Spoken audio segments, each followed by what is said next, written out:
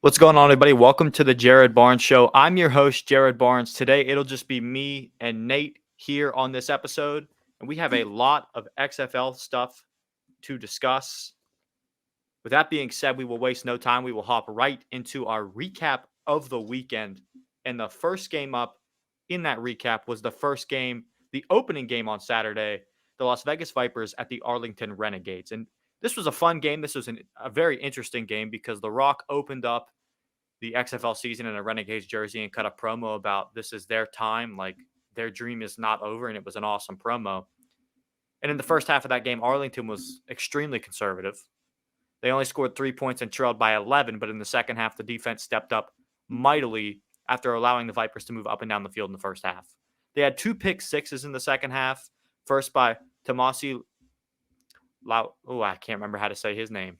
I'm not even going to butcher it. I'll just let you, if we could pull up a picture of him, Nate, we'll just share it. We'll do that just to do him a little justice.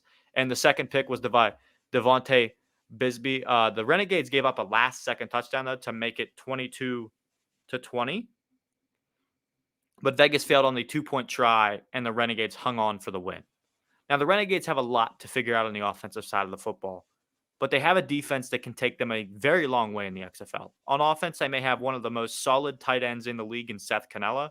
He seemed to bail Drew Plitt out every time that he got in trouble or every time he needed to play.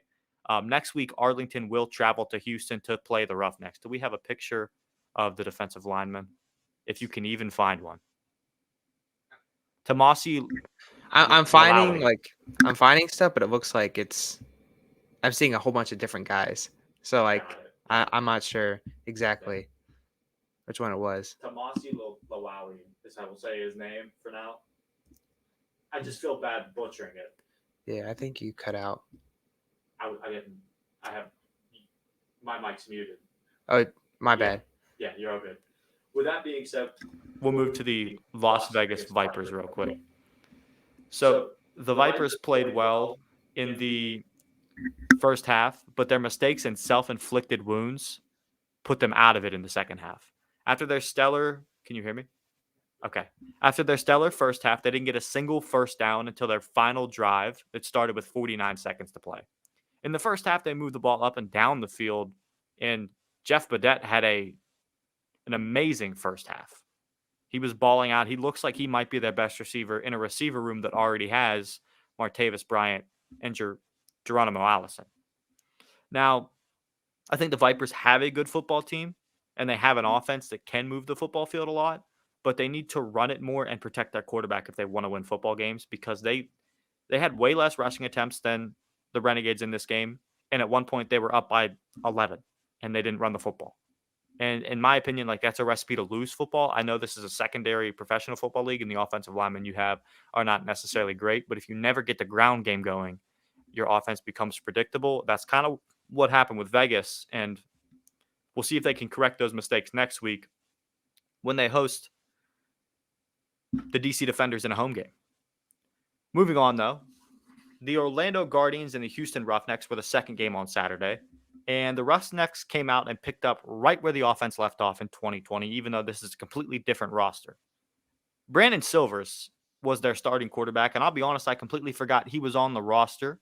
I made a video talking about the Houston Roughnecks and didn't even mention his name at the quarterback position on me, but he made the start, and he started for the Seattle Dragons in 2020, so he has experience in the XFL, and it showed because Houston scored points on all 4 of their opening drives.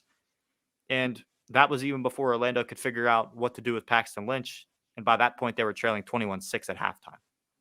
Houston never looked back after that and won the game by 21 points. But their ball hawking secondary is very impressive.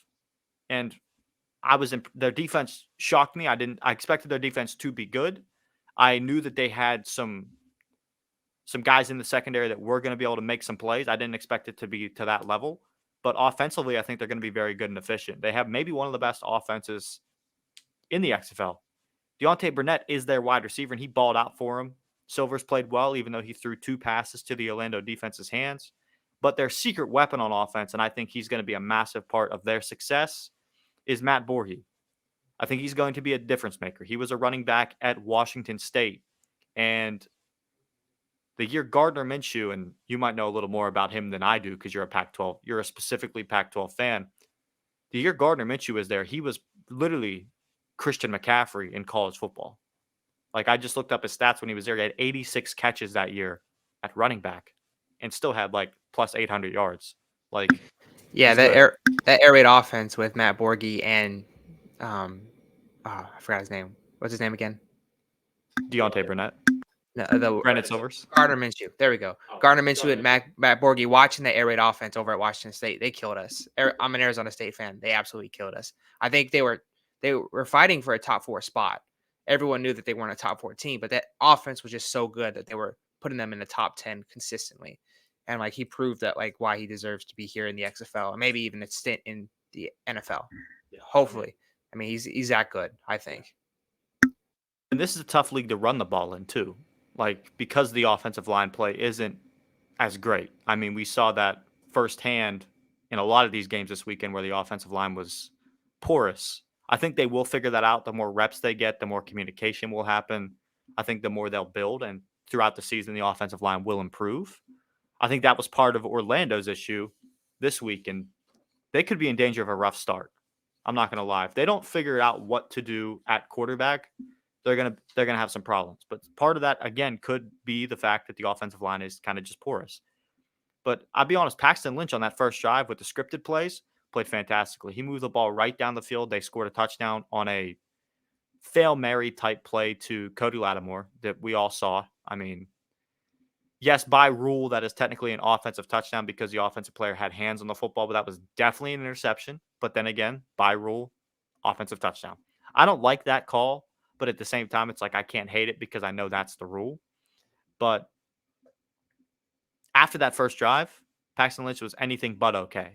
And then Quentin Dormandy came in. He played well in the second half, but really couldn't handle the Roughnecks defense, especially playing as far behind as they were. Now, I think Orlando matches up well against the Brahmas, who they will host at Camping World Stadium in their home opener this weekend. And I think that'll be a good game. Speaking of the Brahmas, they had a very interesting game. And the team they played might have had the moment of the weekend in the XFL, and that was the St. Louis Battlehawks. For most of the game, the Battlehawks O-line was awful, like we've mentioned previously. Like, they were one of the offensive linemen I'm referencing. 74 on that offense had a rough day. He allowed quite a few sacks, just openly just for missed blocks. AJ had very little time in the first 3 quarters. And they seemed to be out of it. The Brahmas seemed to put the nail in the coffin with a field goal that made the game 15-3 with 3:02 left to play. And in a league where when you can score 9 points on a single drive, being out of it after being down 15-3 seems impossible. And for the Battlehawks, it was impossible because they got the ball and drove 71 yards in 8 plays to score a touchdown and then converted the 3-point attempt to get 9 points. Then with the way the rules set up, if you're a losing team and you're down, you can get the opportunity to go for it on 4th and 15 from your own 25 as a option instead of doing an onside kick, which nobody in the league will ever kick an onside kick if they're down. They're always going to go for 4th and 15. I'll be shocked if I ever see someone do an onside kick in the XFL, but they converted that as well. And the guy they converted that play to was Austin Proel. He also caught the 3-point attempt on the previous drive. And then later in the drive, caught the touchdown between 3 Brahma defenders and a beautiful thrown ball by AJ McCarron. Now, the Battlehawks defense proved to be like very good in this game. They kept St. Louis in it all game, and part of that was the rules, but part of that was also the fact that like their defense did stop the Brahmas from scoring points. Some of that could have came from the fact that the Brahmas were playing extremely conservative because they knew their defense was playing as good, if not better, than anybody in the XFL had done so far. But that St. Louis offense in the last 2 drives gained 131 of their 235 total yards alone, more than half. And I expect them to have it figured out a little bit better on the offensive line this week, and I expect them to go into Seattle on a short week and play very, very well. I don't know. You got some thoughts on that first half? Yeah, I think St. Louis played well. Obviously, the offensive line is an issue, but I think this game proved that you give AJ McCarron any type of time, he's probably one of the better, if not the best, quarterback in this league. I mean, you said they scored 131 of their 235 yards on their last 2 drives, and like that's a problem. I mean, that's part of the rules, but the thing is if I can convert that onside kick play, I just have momentum, and the defense never gets a chance to rest. And I think that was one of the probably the biggest parts of the Battlehawks' success late, is they got some momentum, got just the tiniest bit of momentum, and just kept going and going and going, and the defense just couldn't stop it because they were gassed. Yes. And anybody that doesn't believe in momentum, this game was a pretty big proving point that it does exist, because that drive where the Battlehawks figured it out, went down and scored and got the 3-point conversion. When they got that 3-point conversion, it seemed like all life was sucked out of the San Antonio team, and then they had to line up again and play. It's not like that defense could take a minute and reevaluate and figure things out. Next play, they had to be on the field. And I think that rule is just like, if a team is gaining steam and the momentum is on their side and they're down by 2 or 3 scores, like, this could make the XFL extremely entertaining when a team comes back from a massive deficit. Like, it could happen every week. Like, a team is never out of it. If momentum gets on their side randomly in the fourth quarter, the ball game could completely flip on its head, which is why I think we all enjoyed the XFL this weekend. Yeah, I mean, this is not the first game you saw. This is just probably the biggest game, but Dallas too. I mean, I don't know if it was exactly their success on offense, Dallas. It was just crumbling of the Vipers. And like once you lose that momentum in the XFL, it's hard to get it back. I mean, obviously, St. Louis showed that you can get it back if you start getting a momentum. But once you lose it, it's very hard to get it back. Once the other team is just on a run like that, 2 pick sixes for Dallas, and they went on to win the game. So this has just been such a fun league to watch. 2 games, two different days. It's just super super exciting. And the momentum thing, if a team's down 4 scores in the fourth quarter, let's say they're down by 32 points, they can stay on the field if they keep converting these plays. That offense never has to leave until they cannot convert a play. That's insane to me to think about. They can just keep scoring and keep converting. So you can there's a chance we could really see some crazy comebacks this year in the XFL, and I'm really looking forward to it. Sad that the Brahmas had to be on the first, end of that, because they did have the largest showing of fans out of all the XFL games this weekend, and those fans probably left unsatisfied and disappointed. The collapse is probably a tough pill to swallow for the Brahmas fans, but part of that collapse stems from the offense. Like I mentioned, they're playing very conservative. I mean, at one point in the game, I think there was 10 minutes left in the fourth quarter, you heard the Brahmas offensive coordinator, because the access in the XFL is insane, and you heard the offensive coordinator say, "Run some clock." They were purposely running as much clock out as they could on their final few drives, because they thought they had the game in the bag. They weren't worried about scoring. They thought the game was over. And I mean, if you watch that game and you saw the way their defense was playing, you thought the same thing too. I thought the Battlehawks were dead in the water, and they weren't. They came back and won. But on the bright side of things for the Brahmas, they will be the city of San Antonio will be hosting the first XFL championship. That was announced at the game. It was awesome that I think that was the highest selling ticket game. They announced that at the game. I love all of that. And that's a ways away, but Brahmas fans are hoping to see their team compete in that game. And if they want to see their team compete in that game, that offense just always has to be aggressive, because they can move the football. They can run the ball. You mentioned their running back room. You think they have the best rushing attack in the XFL, and I honestly can't go against what your thought is on that. If you want to speak on that. Yeah, they had over 100 yards of rushing, which with that offensive line, that's incredibly hard to do. I mean, you had Jaquez. Is it Jaquez? Jaquez Patrick, and he's just a big, brutal guy that can run in between the tackles.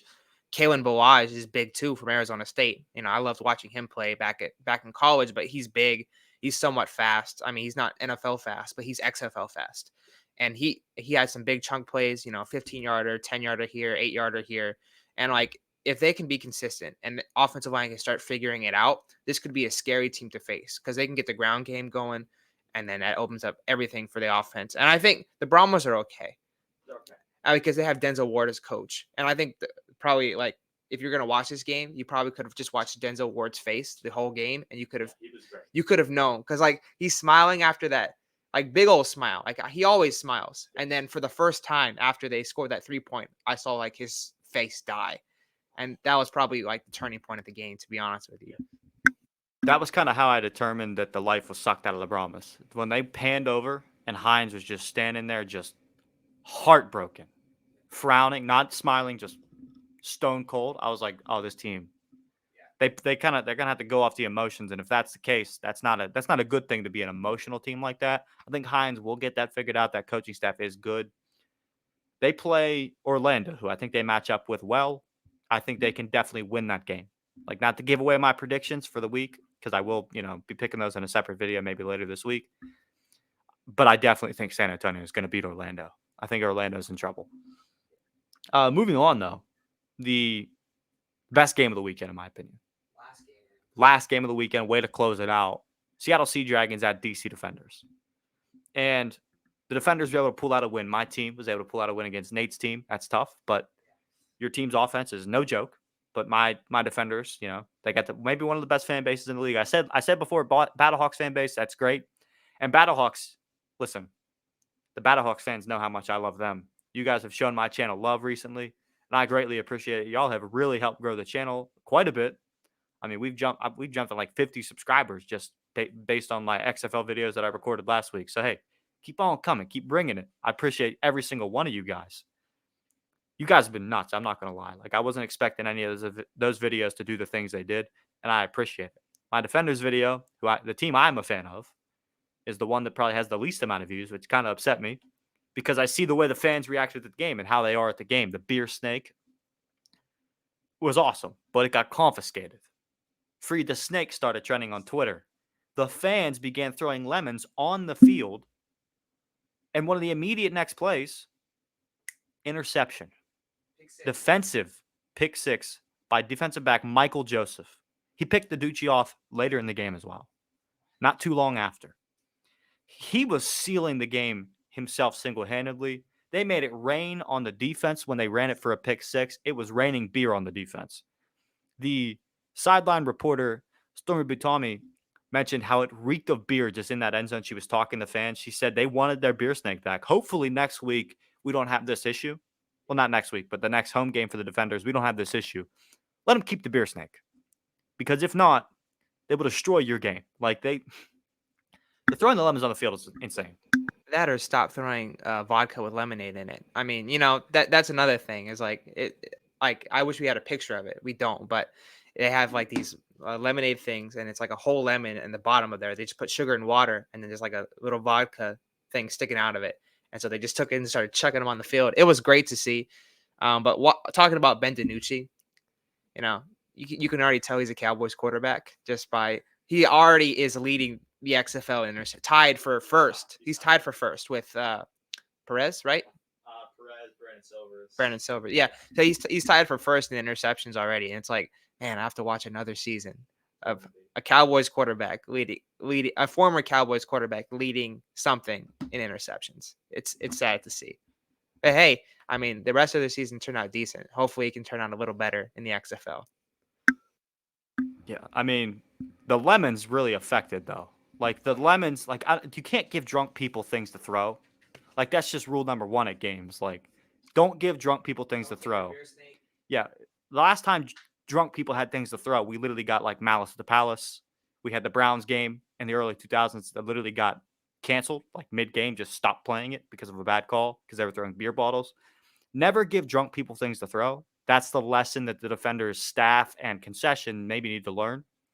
But after the lemon incident, Defenders outscored the Sea Dragons 14-0 to finish out the game.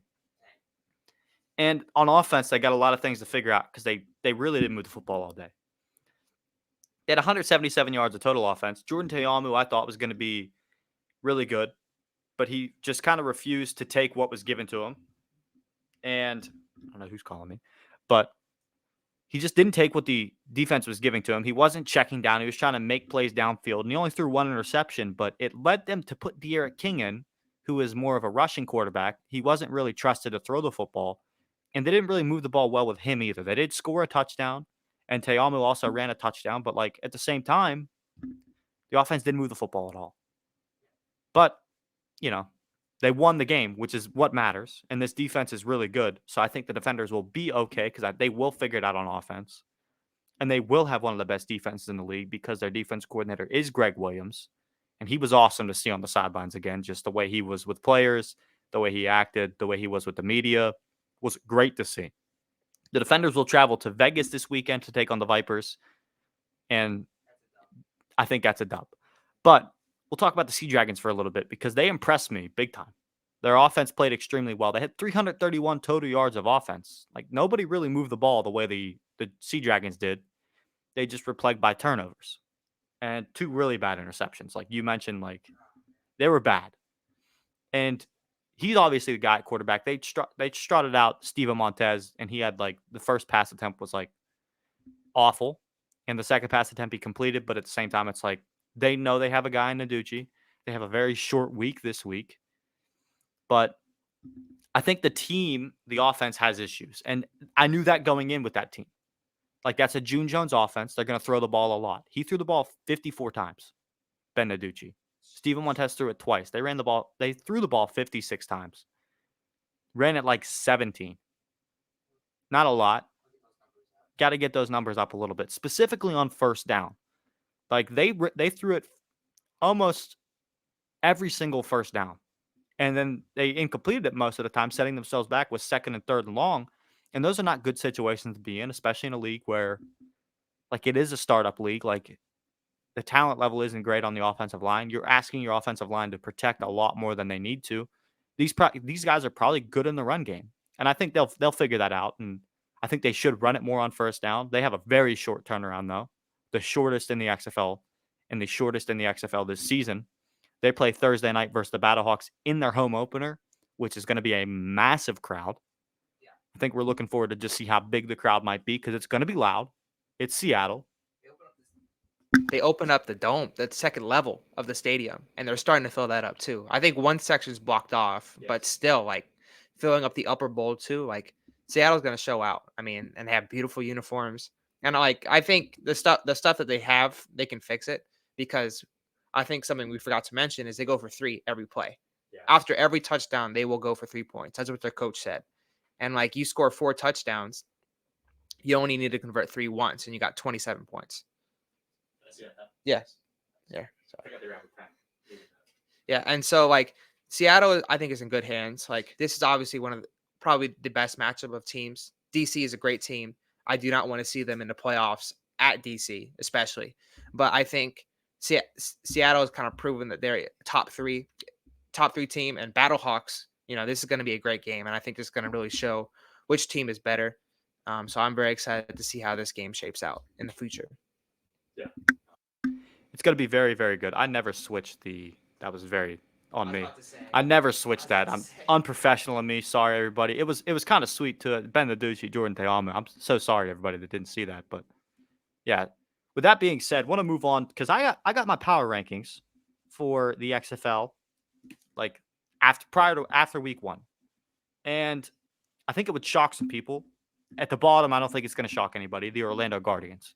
They're 8. At 7, I have the Las Vegas Vipers. At 6, I have the San Antonio Brahmas. At 5, I have the Arlington Renegades. They did win, but I don't like their offense. I don't trust their offense. Their defense is good. I don't think it's as good as some other teams. Like the Battlehawks, who I have at 4. I think they have a really good defense. And again, that last final drive proved if you give McCarron time, he's very good. He could be the best quarterback in the XFL, and I think he very well is. He's the most experienced. I think it's going to pay off for them to have the most experienced quarterback. At 3, I have the DC Defenders. I don't think their offense was good. Yep, I switched it on myself. On the paper, it is different, but as we were talking, I like Seattle's offense a lot. I think DC has the best defense. I think they will continue like throughout the year. You will see that their defense is dominant. Their offense has a lot to figure out. I think they will. I think they need to figure out who needs to be quarterback. They need to figure out if it's Te'amu, how they can throw the football. If it's De'Aaron King, how they can design runs better. But I think they're good. I think they're really good. At 2, I have Seattle because I think Seattle's passing attack is by far the best. I mean, they throw the ball. They're going to throw the ball more than anybody, so it's going to be number 1. If they run the football better, because they have good running backs. Yeah. Like, they have guys that can run the football. If they run the ball a little bit more, that's a team that's very scary because their defense is pretty good.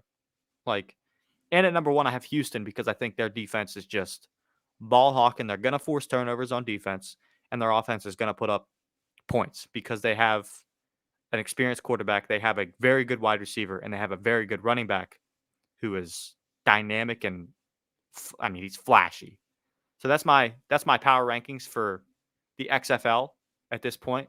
With that being said, that's all we really have to talk about the XFL. So, Nate, how was All-Star Weekend in the NBA? Surprisingly, NBA All-Star Weekend wasn't that bad. I think a lot of people came into it thinking like last year it was awful. It was pretty much awful. And then they come into this year and it's like, oh, I mean, this is not too bad.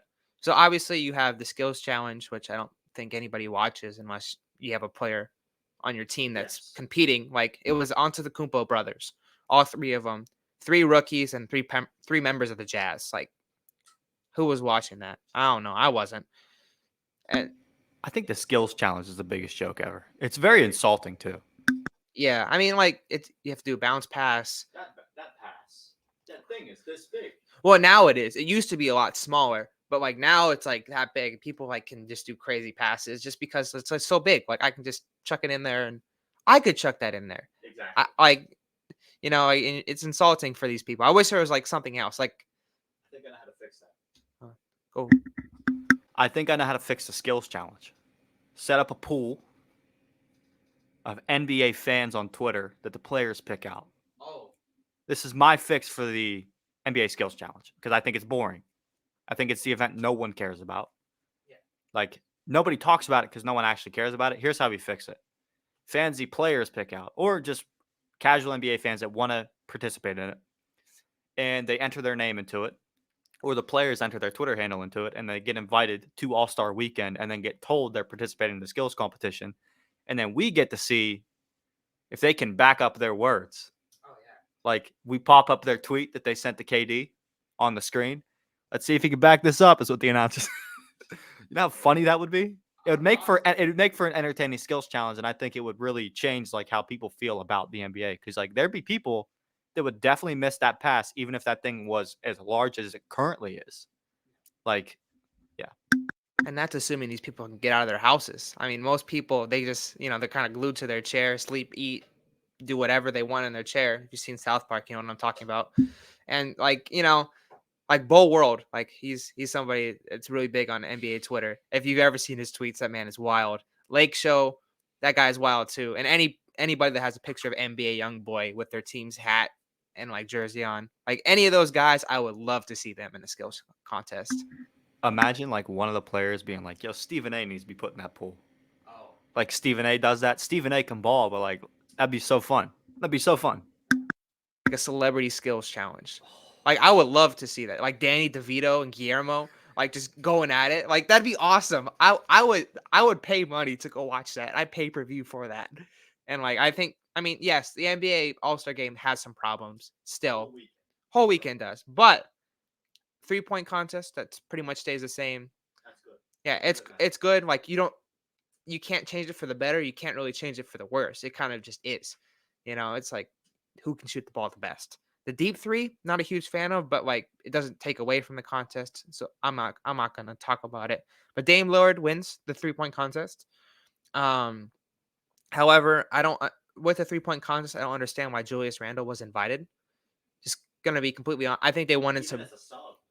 Like there was Damian Lee, who led the NBA in 3-point percentage.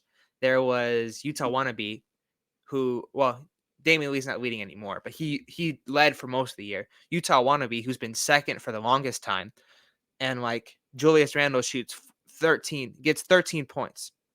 That's it out of 40 possible. 13 points. Well, they panned over to his son, and his son was crying. So yeah, he definitely was not the best pick for that.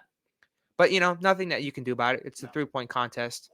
Probably should have invited somebody else, but other than that, it was pretty good. I don't fully understand why he was there. Like, I understand maybe he was an alternate. Maybe in games he's hitting threes. I mean, he can. But, like, I mean, when they saw his name pop up, they should have just been like, hey, listen, we're doing you a favor by not inviting you. You'll thank us later. Your son will thank us later. Like, it was a bad invite.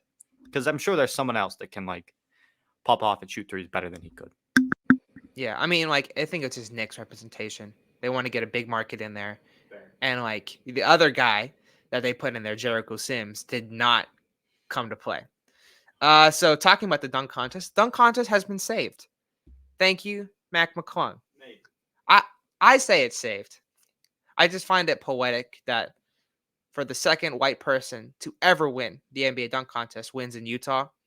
Just putting it out there. It's kind of funny. But talking about Jericho Sims, he probably had two of the least creative dunks I have ever seen in my life. So what he did is, like, this man can jump. Like, when his dunks, like, he's looking down at the rim like this. Like, the rim is right here while he jumps. And he's about 6'11", so he can jump. And he just, like, sticks both of his elbows in there and hangs on the rim like that. It's kind of cool that you had the athletic ability to do that. And then the next dunk, he went like this, grabbed a piece of paper, opened it up, and it said 50. It wasn't a 50. He was somebody I was really excited because I knew he could jump. And I've seen him in college. I've seen him with the Knicks. Like, that guy can jump. And I was just really disappointed in his creativity. But, I mean, the Jose Alvarado dunk where he stole the ball from behind, lobbed it off the backboard, 360. Like, that was probably one of the cooler dunks of the dunk contest. Like, theatrics, great. Creativity, awesome. The actual dunk was hard to do, and he did it first try. So even Mac McClung did all his dunks first try.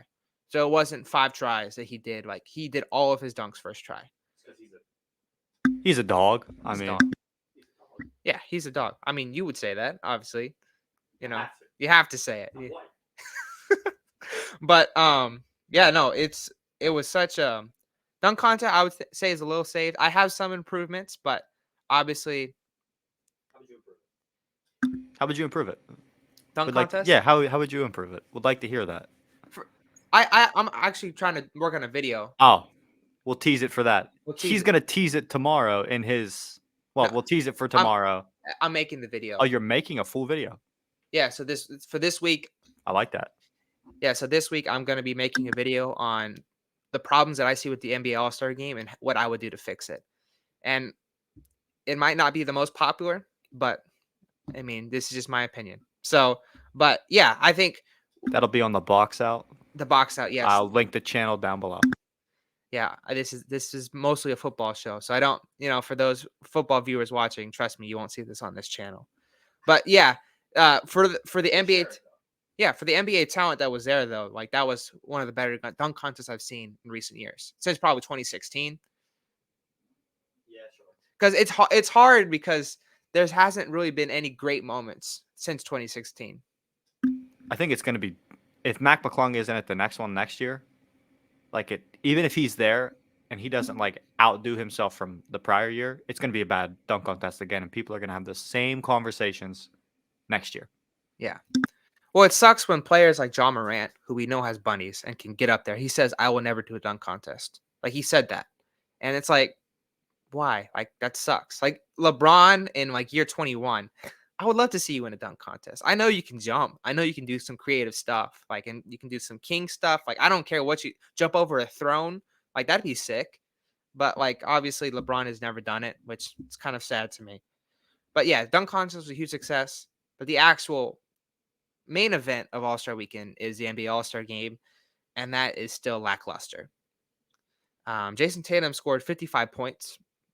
About 35 of those points were all layups, not even dunks, all layups.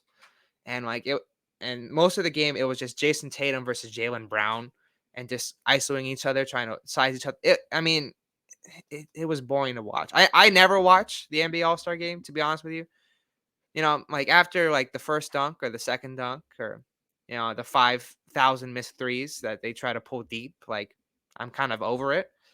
Giannis scored 2 points and then checked himself out of the game. He did have a wrist injury, but he's like, I still want to play. So he got the 2 points and immediately checked himself out, which is cool to see. That probably has something to do with money. would he earn the money if he doesn't play? Like, I wonder if that's the case. Like, for participating and winning the game. Like, his team did win, correct? Yes. Okay, so I wonder if he doesn't play, does he even earn the money for his team winning? That's what I wonder why he checked in. Yeah, I mean, you just get money for being an all-star. Like, it's probably a stipulation in his contract. But like, the winners actually get money. yeah, I think you still do. I wonder. I mean, I wonder. Like, you probably should. Like, if you're not playing an all-star in a game that means nothing, like, that's stupid. But yeah, I mean, if Giannis is hurt, by all means. But he's a captain, and so like he was a big part of it. It's Giannis's team, Giannis. So like he had to play a little bit. So he went in, got a quick dunk, fouled out, and then just left it and just watched on the sidelines. So yeah, that's kind of all I have about the NBA All-Star Weekend. Better than last year's, but definitely still in need of improvement. Yeah, I mean, it's in massive need for improvement. I don't know how you fix the game. Because, like, I could see how you fix the NFL game and do flag football. Like, because it was more entertaining. But how long until that becomes, like, they're not trying in that either? Yeah.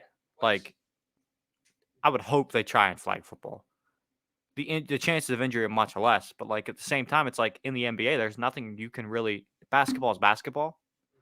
There's not – unless you did, like, a 3v3 tournament type thing. One-on-one.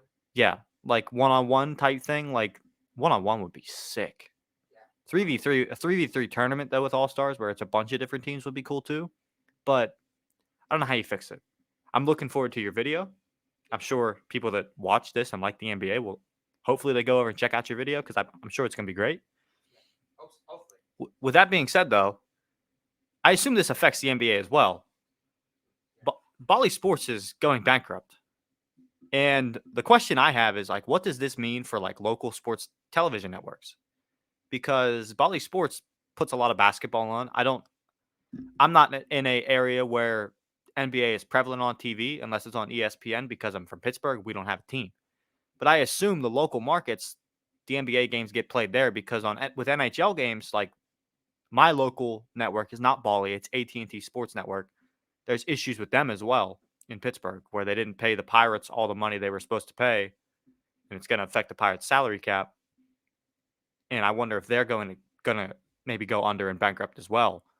But Bally, I assume that they're putting on NBA games as well. So this is going to really affect the like local sports television networks because like if there's no one to put the games on, like it's going to majorly affect the MLB because that's where they get the majority of their money. And if they're unable to play the games, like I don't think the old people that watch these baseball games are going to stream it. I don't see that being the case. They don't have internet. Yeah, some of them don't have internet. They just have their cable.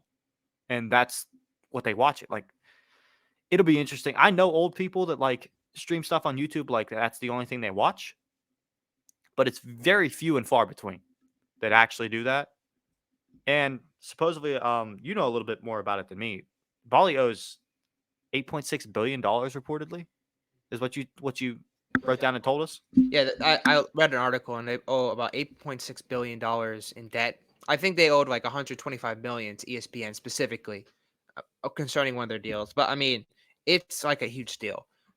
And like, I mean, they're filing for bankruptcy. So like it's not like they might go bankrupt. They're filing for bankruptcy, which is like a chapter 11 bankruptcy, which would wipe away their debt. It kind of is just like it's a cheat code in business. They're kind of being savvy in this place, and so they want to restructure their finances so they can come out better. But like $8.6 billion in debt is just wild. And I think in terms of what it could mean for local sports television networks, I think they might be done. If Bally goes under, if AT&T Sports goes under, you might see an end of that. And either Peacock or Hulu, or let's face it, the mouse might come in and it's like, hey, I got your games. Just, $25 Disney Plus bundle, ESPN Plus, Disney Plus, and then now MLB Plus, NBA Plus, like whatever Disney wants to do. Like I'm just saying, like I think one of these big companies are going to step in and take over these streaming services. Like there's going to be no more cable television of Bally Sports because Bally tried to go to a streaming service for $18.99 a month, but still, like I don't get the games. Yeah. What are you getting with that? Not much. outside of games. Like, I don't think they realize, like, if you're putting everything behind a paywall, you're making it kind of inaccessible. And for a game that's dying, like baseball, they're like, okay, it's hard to access the games to begin with sometimes. Like, let alone if you put it behind a paywall. I'm not paying to watch baseball. I'll follow it through the highlights because it's pretty simple. Throw ball, strike, throw ball, hit. It's a caveman sport, pretty much. It takes very little brain to follow. If you can't follow baseball, you might have some issues. Like, that's crazy to me that they tried to go to, and $18.99 is expensive. Like NFL Plus, which I think was a colossal failure. I think they need to really reevaluate NFL Plus as someone that like doesn't have a TV and has to stream games. I think NFL Plus was a colossal failure because like the year before I was getting those games for free because my parents have DirecTV and I could just like use my DirecTV sign in and stream it. Now I have to pay $4.99 a month to do the same thing because you're money hungry. Get out of here. Like I'll do that with the NFL because I'm like big NFL fan. Like this is football. This is a football pretty much podcast with other sports mixed in. But it's like if you're gonna do a bunch of streaming BS, like I'm out. Like I'm good. Like Well, it's because they're not like for cable. Nobody's paying for cable anymore, and so those deals are like starting to go out of business. yeah, I think sports are the only thing keeping cable alive. Like live sports are really keeping it going because like you look at the numbers for stuff, ratings since COVID for everything is through. I mean, it's garbage for just about everything. But then you look at like NFL ratings, they're up. I don't think NBA ratings are up, but like I feel like more people watch and follow the NBA than before. And I don't know about MLB ratings, but I know just sports in general, like live sports ratings, they're up. They're through the roof. They're higher than they were before COVID, like in general. So I think it's a real issue. If cable starts losing live baseball, live basketball, live hockey, because Bally Sports probably does a lot of hockey, cable's done. And everything will go to streaming, and then streaming will transition into like weird cable networks themselves where they have hourly things like schedules. I'm not looking for it, but they'll do that kind of option though. And I'm just not looking forward to that type of innovation because that's not innovation forward. That's just copy innovation that's going backward. Like not really going backward, but just staying the same. I'm not a big fan of it. Like I do think that some of the product you're getting with the networks that are streaming it, that are streaming services, are great. I think the Thursday Night Football for the NFL was great. I think Apple MLB baseball is terrible though. Like I don't think the people they put on it are good. Or entertaining. And I'm not the only person that thinks this. It's a big every time there was a big game on that, everybody was flipping out on Twitter because they hated the people that they had working it. I think that's what they need to figure out if they're going to do that and figure out how to make it inexpensive. At the same time, I think that's tough to do. I think someone discussed a way where they could fix it, and they talked about Twitch, where they have YouTube. Well, they have big streamers, people that are like faces. So if you want to get a younger audience, they talk about that with the NBA, because in terms of the NBA wants to connect with a young fan base, and they said, why don't we get somebody like Aiden Ross or somebody like Kai Sent and just have them commentate games and have them like do a live watch along because Aiden Ross did one with the Super Bowl. Massive. Well, it's illegally like he did, but it was very successful for him. And like he might go to jail, join his father Andrew Tate, following in his same footsteps. So I mean, that there's many possible ways. I just hope it doesn't go to the streaming services. No matter what, I hope it doesn't go to the streaming services. I think that's probably going to be the end of local sports if streaming services like, hey, we'll stream your games. Cable might be done. Local sports networks might be done. And it might just be big business, everything. Big and large, Wally, if you guys know what I'm talking about. So let's hope not. I about got political. I'm not going to jump into that pool. There's a lot of things going on in the world right now. I'm sure y'all are seeing it on Twitter. Going to step out of that one because got a couple NFL things I'd like to hit on. hopefully World War III is not happening, but it does feel like that is trending upward more and more by the hour. We'll keep you in the loop on that one, I guess. Not really, because you don't want my political opinions. I'm just saying. You do not want that. Funny. It's hilarious because I hate both sides. I'm pretty open and honest about how much I dislike both sides. But yeah, you don't want my political opinions. I'll just say that. And I don't want to turn this show into anything political, but my goodness, the things going on this past last 24 hours. This is something that happened in the past week, though. The NFL is talking about banning the tush push, which Jalen Hurts used to perfection this year. He converted that, I think, maybe they converted that every single time but once. I think that's a rule that is innovative, but it does need to be addressed because if it's an unstoppable play, it's not really fair to the defenders. I mean, it's very rugby style. It's a loophole in a rule. Every time a loophole in the rules found out in the NFL, it gets shut down. I think that this one's going to get shut down as well. And I saw some ridiculous things on Twitter. People are like, well, if that happens, Jalen Hurts won't be as good of a quarterback. Cap. You think gaining 1 yard on a rushing play is part of the reason he's good? Get out of here. He'll still be good. There's other teams are going to try to find ways to use this rule, which is why I think the NFL doesn't want to do it because, I mean, I feel like the NFL would be all for it because it's going to allow a bunch of scoring. But then again, it's like it's a weird dynamic because if you allow a bunch of scoring, but it's an unstoppable play, defenders are going to start getting pissed a lot. But it's also not an entertaining way for somebody to score. No. Like if I'm watching the game, like I want somebody to score off a 60 yard 60-yard interception, pick six, or somebody's 60-yard reception running down the field where they moss some. Like I want to see something entertaining. Like that was just kind of like, oh, the Eagles, that's a touchdown. It's a given touchdown. Like the play before, if they're at the 1, it's like, why bother at that point? So like it's not even entertaining to watch. So I mean, in terms of rating, I don't think it helps anything. The scoring kind of helps, but like it's just not entertaining to watch that at that point. I mean, if you're a fantasy guy, you love it. But if you're like the commissioner of the NFL, it's like, okay, this isn't entertaining, blah, blah, blah, like moving on. Like, I think it's going to be an interesting thing because I don't know if I think owners are going to be for it, but I know Philly's owner's not going to be for it. But I know like Jerry Jones probably definitely going to be for it because it hurt him. Like, that'll be an interesting rule. I think it's weird, but it is a loophole in a rule, and normally when loopholes in a rule get exposed, they get closed.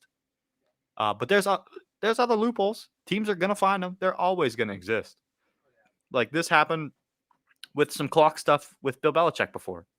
He figured out a way to do some clock stuff, and they closed that loophole quickly, like within that year. But also within that same year, it came back to bite Bill in the butt.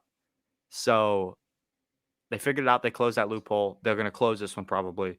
Moving on with that, Eric Bieniemy left the Chiefs and took the offensive coordinator job. Didn't go up. Went same position with the Washington Commanders.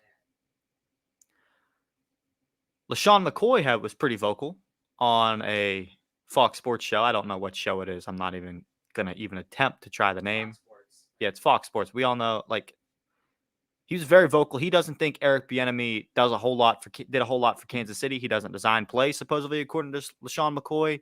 He's not very active in that process. He thinks he's not. He hopes he does well in Washington, he said, but he doesn't think that he deserves a head coaching job. And he almost said he's glad that he didn't get hired as a head coach, which is kind of wild. But he wants African American coaches to succeed, but he's attacking like one that he played under. Interesting to me. I don't understand why he had to go get an offensive coordinator job, though, if he's so good as an offensive coordinator, why he was never given a head coaching job. There's some issue. There has to be an issue there. Like, and this is coming from the white guy. Like, I think there's an issue outside of race, but then that could just be being racist. Like, I don't know. Like, that's an interesting topic. I don't know if we're going to really jump into that one, but. I mean, I think he's decent. Like, obviously, like it's the Chiefs offense. Like, yeah. He's calling at least some of the plays or help designing some of the plays. So I think, but for him not to be a head coaching candidate, I think there's something that everybody knows. Like whether, because it can't all be racism. Because Brian Flores, I mean, like he's a head coach. Like we're seeing there's a ton of black head coaches now. Like I mean, but more than last year. Anyone get fired? I don't think really any. Only one that got hired was D'Amico Ryans, and they fired a black head coach.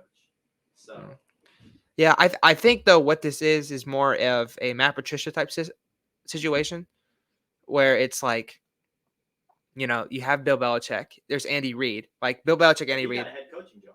Yeah, he got a head coaching job, but like he failed. Like that's a thing. It's like I think they looked at Matt Patricia, who's like, oh, he's been under this good head coach for a long time. He's coached this great defense, right? He's defense. Yeah. Like maybe he can do something for our team. Until this year. And then he doesn't do anything with the Lions. I think teams might be wary of that because they saw what Matt Patricia did. I think it might be a bad. Other instances as well. It might be a bad precedent that Matt Patricia sent, but like that's what I'm looking at. Is like, is he Andy Reid? Like, or does he help Andy Reid, or is it just Andy Reid having an offensive coordinator to fill a position? Like, and so like I think teams are just kind of wary of that, but like that's kind of scary to be putting in the NFC East. The NFC East is still going to be great next year, so it's gonna be a fun division to watch. I personally think he's a good offensive coordinator. And Andy Reid has said he calls a lot of the plays, which to me is like, okay, if Andy Reid's saying it, he's defending his guy because he wants his guy to get a good job. I don't know how much of a good job this is, but they do have weapons. If they can get the offensive line figured out, and he does know how to design plays, like I think Washington could have a quarterback. Yeah, I mean, Sam Howell could be pretty decent. We don't know. I think if he's successful, he'll probably get a head coaching job. And then Washington's immediately out of another offensive coordinator. But if it works, Washington could be pretty good. That'll be interesting to watch, but that's pretty much all NFL news that there is. So with that being said, going to pretty much just wrap up the show there, and just want to say thank you to everybody that watched. Make sure to subscribe. Oh, solo, wrong one. It's all good. Make sure to subscribe. Sorry if you like listening to the show and not watching, because like you might as well just come over to YouTube if you listen to it, because we pretty much do make it like a YouTube show at this point. Like we reference a lot of what's on the screen.